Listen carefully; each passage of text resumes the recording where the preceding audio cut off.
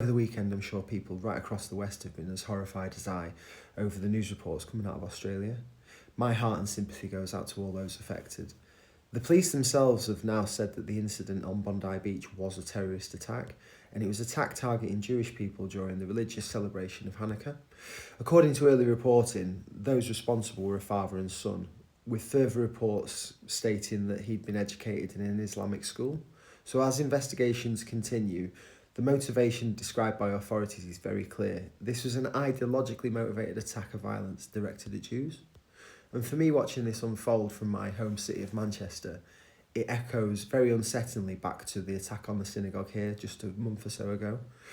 You know, here in Manchester, Jewish communities, synagogues and religious gatherings have also faced attacks, threats, and now have a need for permanent security. It's different locations, dates, but it's all the same target. And it's religious identity which has been deliberately chosen. Now, before the usual excuses are rolled out, before we're told that this has nothing to do with ideology, culture or belief, we need to stop lying to ourselves and not allow people to lie to us either. This didn't come out of nowhere. We've seen assaults on synagogues. We've seen attacks timed around Jewish holy days. And over recent years, we've also seen Christian symbols attacked as well. Christmas markets driven into, churches vandalised, public celebrations turned into scenes of bloodshed. And these weren't random acts, they were symbolic, because extremists understand symbolism far greater than Western politicians do. They know that religious holidays represent continuity, they know that faith represents identity, and they know that attacking these moments spreads fear far beyond those immediate victims. So the question is no longer hypothetical. If Jewish celebrations can be targeted, if Christmas markets can be attacked, how long is it before we turn the news on Christmas Day and see that someone has attacked a congregation on our holiest of days? This isn't hysteria, it's pattern recognition, and it forces us to confront an uncomfortable truth. In this, Western leaders are culpable, and it's not because they carry out the attacks, but it's because they've created the conditions in which they become much more likely. For decades, governments across the West have pursued mass migration without clear, enforceable assimilation strategies. Borders opened, numbers increased, and expectations disappeared. No insistence on shared values, no clear message about national identity, no demand for cultural loyalty to the societies people entered.